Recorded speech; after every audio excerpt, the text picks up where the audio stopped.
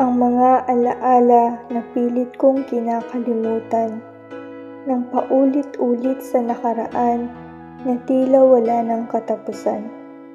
Narito pa, hindi ko alam kung paano papakawalan dahil labis akong nasaktan sa iyong paglisan. Hindi ko inaasahan na ako ay kaya mong iwanan sa gitna ng walang kasiguraduhan. Minahal kita ng sobra at ngayon kailangan mo ng lumisan. Alam kong hindi mo ginusto ngunit iyon ang nais ng kapalaran. Huwag kang mag-alala dahil mag-iingat ako gaya ng lagi mong turan. Hindi ka ipagpapalit dahil sa puso ko ay ikaw pa rin ang laging laman. Paano ako gigising sa bawat umaga na hindi ikaw ang kanlungan? Paano sasanayin ang sarili sa mga minutong ang nais lang ay ikaw? Paano ang luha na tila umaagos ng walang katapusan? Mga luhang dati ay ikaw ang lunas, ngayon ay ikaw ang dahilan. Sa gitna ng kawalan, paano kita kakalimutan? Kung sa bawat bakas mo ay naroon ako, magkasama tayo at masayang nagtatawanan. Alam kong hindi mo nais na ako ay masaktan. Ngunit wala ka nang magagawa dahil hindi mo na ako nasisilayan.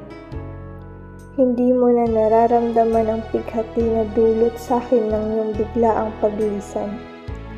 Mahal, sabihin mo, paano ko magagawang ibaon sa limot ang ating nakaraan? Kay lamig, walang malay, ang nadatnan ko sa ating bahay. Wala ako sa iyong tabi nung kailangan mo ng kaagapay. Patawarin mo ako sinta dahil hindi kita nagawang dugtungan ng buhay. Pinilit kitang gisingin kahit maputla na ang iyong kamay. Malinaw pa ang lahat.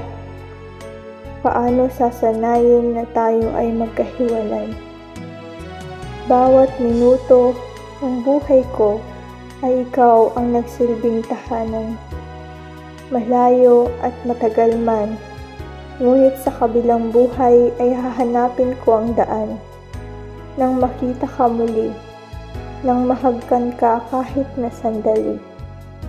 Nang matupad ang mga pangakong sa buhay na ito ay hindi natin nagawang ilaban. Ibabaon ko muna sa puso kong namatay kasabay ng iyong paglisan.